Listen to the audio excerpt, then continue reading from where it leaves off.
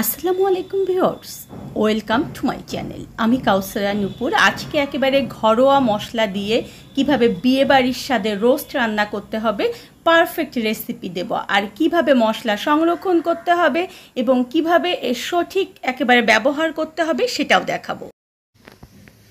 আজকে আমি 4টা মুরগি মানে মোট হচ্ছে 16 পিস রোস্ট আজকে করে দেখাবো। আর সেই জন্য এখানে মুরগির পরিমাণটা আমি একটু ক্লিয়ার করে বলি, এটা 3 কিলোর মতো হবে মুরগি, মানে 4টা মুরগি 3 কিলোর মতো হবে। মুরগিটা মোটামুটি একটু বড় সাইজ আমি এখানে নিয়েছি। আর এখানে ব্লেন্ডারে দেখুন যে আমি পেঁয়াজ বেটে নিয়েছি 2 কাপ পরিমাণ। মেজারমেন্ট যে কাপ রয়েছে সেই কাপ দিয়ে 2 কাপ পরিমাণ পেঁয়াজকে বেটে নিয়েছি। এখন এখানে আমি হাফ কাপ পরিমাণ টক দই দিয়ে দিচ্ছি। ডেসক্রিপশন বক্সে টক দইয়ের লিঙ্ক আপনারা পেয়ে যাবেন, ঘরে খুব সহজেই তৈরি করতে পারবেন। আর এখানে আমি দিয়ে দেব চীনা বাদাম বাটা। আমি এখানে আজকে ঘরে থাকা উপকরণ দিয়েই করছি, আর একেবারে টেস্ট হবে বিয়ে বাড়ির মতো। আমি এখানে 3 টেবিল চামচ পরিমাণ চীনা বাদাম বাটা দিয়ে দিলাম। আদা বাটা এখানে আমি ব্যবহার করব 2 টেবিল চামচ পরিমাণ। অবশ্যই মশলাটার মেজারমেন্ট ঠিক রাখতে হবে, কারণ রোস্ট একটু গ্রেভি না হলে কিন্তু ভালো লাগে না। রসুন বাটা আমি এখানে 2 টেবিল চামচ ব্যবহার করলাম, আর হাফ টেবিল চামচ মানে 2.5 টেবিল চামচ পরিমাণ, কারণ মুরগিতে কিন্তু আদার চেয়ে রসুনটা একটু বেশি পরিমাণে দিতে হয়। এখন আমি যে রোস্টের মশলা করে রেখেছিলাম, আমার একটা ভিডিওই দিয়েছিলাম, আপনারা ডেসক্রিপশন বক্সে সেটারও লিঙ্ক পেয়ে যাবেন। সেই রকম করে আপনারা ঘরে রোস্টের মশলাটা কিন্তু তৈরি করে রাখবেন। সেই রোস্টের মশলা থেকে আমি এখানে দেখুন যে 3 টেবিল চামচ পরিমাণ দিয়ে দিচ্ছি। আর আমি বলেছি যে রোস্টের মশলা কিন্তু একটু ভেজা ভেজা হয়, আর এই কারণে রোস্টের মশলা সবসময় আপনারা ডিপ ফ্রিজে সংরক্ষণ করবেন। এই যে সব কিছু দিলাম, এখন ব্লেন্ডারটাকে বন্ধ করে দিয়ে এটা ভালো মতো আমি একটু ব্লেন্ড করে মিহি একটা পেস্ট করে নেব। মশলাটা আমি দেখুন যে খুব সুন্দর করে সব কিন্তু ব্লেন্ড করে নিলাম, আমার অর্ধেক কাজ হয়ে গেল। এখন দেখুন যে এখানে আমি 1 কাপ পরিমাণ লিকুইড দুধ নিয়েছি, আর এখানে আমি হাফ কাপ পরিমাণ গুঁড়ো দুধ দিয়ে দিচ্ছি। এই যে কাজগুলো আমরা আগে থেকে যদি করে রাখি তাহলে দেখবেন যে কাজটা কত সহজ হয়। আর 1 চিমটি জাফরান এখানে দিয়ে এটাকে গুলে চলুন আমরা চলে যাই চুলার কাছে। চুলায় প্যান গরম করে সেখানে আমি হাফ কাপের মতো দেখুন যে তেল দিয়ে দিচ্ছি। আমার রোস্ট পিসগুলোকে আমি একটু ভেজে নেব। আর এই ভাজার সময় আমি সব সময় আপনাদেরকে বলি যে অবশ্যই একটা কাজ আপনারা করবেন, আর সেটা হচ্ছে যখন তেল দিয়ে দেবেন তখন সেখানে জাস্ট অল্প একটু লবণ এভাবে ছড়িয়ে দেবেন। তাহলে এই যে এখানে আমি রোস্ট পিসগুলো ভাজবো, এতে করে পিসগুলো আমার আর নিচে লেগে যাবে না। এটা কিন্তু একটা টিপস মনে রাখতে পারেন। আর অবশ্যই তেলটা একেবারে সুন্দর গরম করার পরে এখানে চিকেন দেবেন। চিকেনগুলো তেলের মধ্যে দেওয়ার আগে এখানে আমি 1 টেবিল চামচ এবং হাফ টেবিল চামচ মানে 1.5 টেবিল চামচ পরিমাণ লবণ দিয়ে দিলাম, এবং এই লবণ দিয়ে চিকেনগুলোকে একটু মাখিয়ে নিয়ে তারপরে ভাজবো। তাহলে দেখবেন যে চিকেনটা খেতে অনেক ভালো লাগবে, মানে চিকেনের ভিতরে লবণ চলে যাবে। তেলটা যখন দেখবেন যে একদম সুন্দর মতো গরম হয়ে গিয়েছে তখন চিকেনগুলো এখানে দেবেন। আপনার চিকেনটা কড়াইয়ে ঠিক যতটুকু আটবে ততটুকুই দেবেন, খুব বেশি গাদাগাদি করে দেবেন না, তাহলে কিন্তু উল্টাতে অনেক বেশি সমস্যা হবে। আর এই অবস্থায় কিন্তু অনেক ছিটকে লাগবে তেল গায়ে, তাই এভাবে ঢাকনা দিয়ে একটু সময় ঢেকে রাখবেন। আর ঠিক যখন দেখবেন যে হালকা একটু ব্রাউন কালার ধারণ করেছে চিকেনগুলো, তখনই কিন্তু চিকেনগুলোকে উল্টিয়ে দিতে হবে। এখানে টিপস হচ্ছে যদি খুব বেশি চিকেনগুলোকে ভেজে নেন তাহলে কিন্তু দেখা যায় রোস্টের কালারটা নষ্ট হয়ে যাবে। আরও একটা কথা হচ্ছে যদি চিকেনগুলো বেশি ভাজা হয় তাহলে কিন্তু রোস্ট খেতে শক্ত লাগবে। এটা অবশ্যই মাথায় রাখতে হবে চিকেন ভাজার সময়। 6 থেকে 7 মিনিটের বেশি কিন্তু চিকেনগুলো ভাজতে সময় লাগবে না।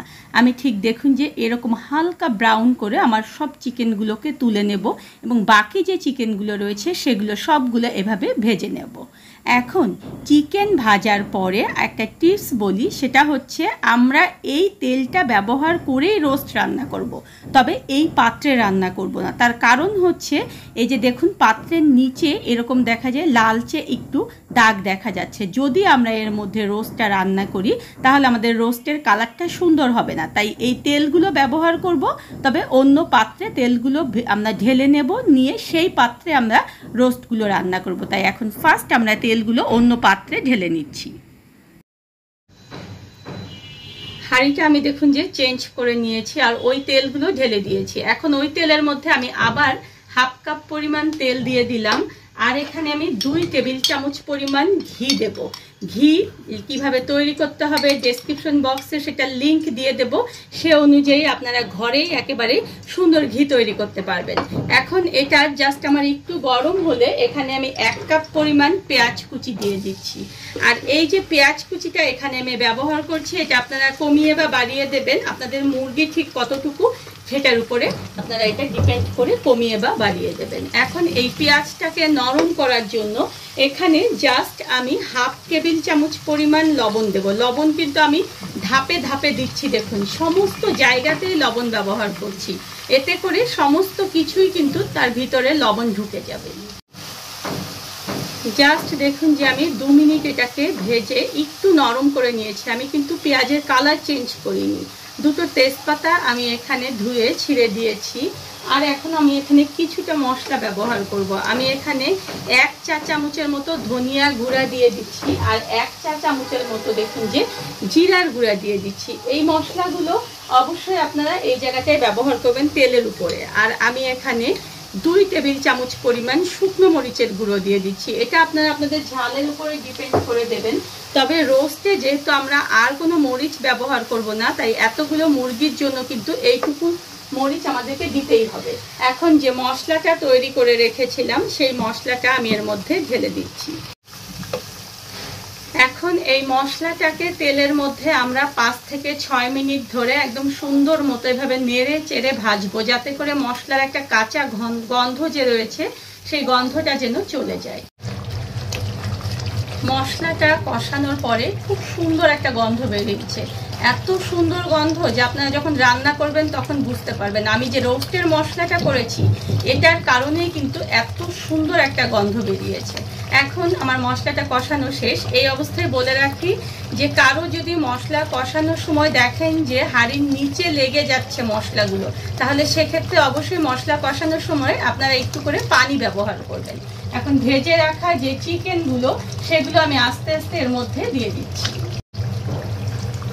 সবগুলো চিকেন দেওয়ার পরে নেড়ে চেড়ে চিকেনের গায়ে মশলাটাকে একদম সুন্দর মতো লাগিয়ে নেবেন। আর এটাকে আমরা এখন মাঝারি আঁচে দিয়ে কষাবো 7 থেকে 8 মিনিট। দেখুন চিকেনগুলো কিন্তু আমার একদম সুন্দর মতো কষানো হয়ে গিয়েছে। আর এই চিকেন থেকে কিছুটা পানি বের হয়েছিল, সেই পানিটা দিয়েই কিন্তু আমি এটা কষালাম। আমি কিন্তু এখানে কোনো রকম বাড়তি পানি ব্যবহার করিনি। এখন চুলার জালটাকে মিডিয়াম লো করে দিতে হবে, দিয়ে আমি যে দুধটা মিশিয়ে রেখেছিলাম জাফরান দিয়ে সেটা আমি এখানে ঢেলে দিচ্ছি। আর এখানে আমি ব্যবহার করব হাফ কাপ পরিমাণ পানি। এই যে এখানে আমি পানি এবং দুধ ব্যবহার করলাম, এটা কিন্তু আমাদের চিকেনটাকে সিদ্ধ হওয়ার জন্য এবং গ্রেভিটা অনেক সুন্দর হওয়ার জন্য। এখন বলে রাখি যে আমরা এই যে রোস্টটাকে রান্না করছি, এই রোস্টটার টেস্টটাকে আরেকটু বাড়িয়ে দেওয়ার জন্য এখানে আমরা কিছুটা চিনি ব্যবহার করব। আমি এখানে 1 টেবিল চামচ এবং হাফ টেবিল চামচ পরিমাণ চিনি ব্যবহার করলাম। এই চিনিতে আমার রোস্টটা কিন্তু মিষ্টি হবে না, তবে সব সময় মনে রাখবেন টেস্টের ভারসাম্যতা নিয়ে আসার জন্য একটু চিনি ব্যবহার করতে হবে। আর এটাকে আমি ঢেকে রাখবো আরও 5 থেকে 7 মিনিট। 5-7 মিনিট পরে দেখুন যে ঢাকনাটা খুলে আমি এখানে আরও 1 চা চামচ পরিমাণ লবণ ব্যবহার করলাম, কারণ আমি চেখে দেখেছি যে লবণটা একটু কম মনে হচ্ছে। আপনারাও চেখে আপনাদের টেস্ট অনুযায়ী লবণটা ব্যবহার করবেন। আবার এটাকে আমি ঢেকে রাখবো। চিকেনগুলো যখন আমার প্রায় সিদ্ধ হয়ে এসেছে তখন এখানে আমি 10 থেকে 12টা দেখুন যে আস্ত কাঁচামরিচ দিয়ে দিচ্ছি ফ্লেভারের জন্য, এটা কিন্তু ঝালের জন্য দিলাম না। আর এখানে আমি 1 কাপ পরিমাণ পেঁয়াজ বেরেস্তা দিয়ে দিচ্ছি। পেঁয়াজ বেরেস্তা কিভাবে ঘরে সংরক্ষণ করতে হবে ডেসক্রিপশন বক্সে আমি সেটা লিংক দিয়ে দেবো, আপনারা সেই অনুযায়ী পেঁয়াজ বেরেস্তা ঘরেই তৈরি করে নেবেন। আর এখানে আমি 2 টেবিল চামচ পরিমাণ দিয়ে দেব গোলাপ জল। কেউ যদি কেওড়া জলের গন্ধ পছন্দ করেন তাহলে এক্ষেত্রে আপনারা 1 টেবিল চামচ পরিমাণ কেওড়া জল দিয়ে দেবেন একটা ফ্লেভারের জন্য। তবে আমার বাসায় কেওড়া জলের গন্ধ পছন্দ করার জন্য আমি এখানে দিচ্ছি না। আর সব শেষে এসে আমি এখানে 3 টেবিল চামচ পরিমাণ ঘি ব্যবহার করছি। আর এই যে শেষে এসে আমি ঘিটা এখানে দিলাম, এর জন্যই কিন্তু ফ্লেভারটা আসবে অসাধারণ। এখন এটাকে একটু নেড়ে চেড়ে আমি জাস্ট মিলিয়ে দেওয়ার পরে এটাকে আমি ঢাকনা দিয়ে চুলার আঁচটাকে কমিয়ে দিয়ে দমে রেখে দেব আবার 5 মিনিট। আর এ সময় কিন্তু বারবার বলছি যে চুলার আঁচটা একেবারে লো থাকবে।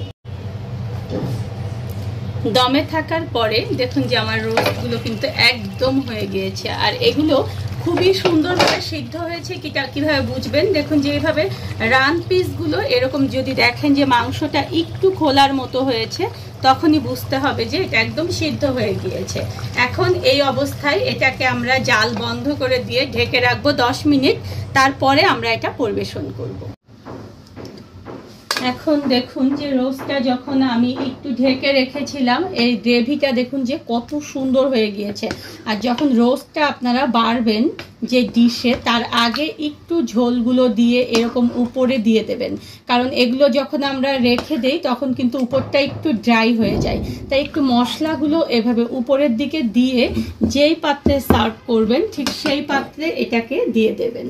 আর এই যে আজকে রোস্টটা আমি রান্না করলাম, ঠিক এই প্রসেসে আপনারা রোস্ট রান্না করবেন এবং রোস্টের মশলাটা ঠিক আমার মতো করে সংরক্ষণ করবেন, তাহলে দেখবেন যে আপনাদের রোস্টগুলো ঠিক বিয়ে বাড়ির রোস্ট যেমন টেস্ট হবে ঠিক ততটাই টেস্ট হবে। কত সহজেই দেখুন যে ঘরে আমরা বিয়ে বাড়ির স্বাদে রোস্ট রান্না করে ফেললাম। আর ঠিক এইভাবে করে মশলা সংরক্ষণ করে আপনারা রেখে দেবেন এবং ঘরে দেখবেন যে ঝটপট আপনারা কত মজাদারভাবে রোস্ট রান্না করতে পারছেন। ধন্যবাদ সবাইকে আমার সঙ্গে থাকার জন্য। আর আমার পরবর্তীতে আরও নতুন কোনো ভিডিও পেতে হলে প্লিজ আমার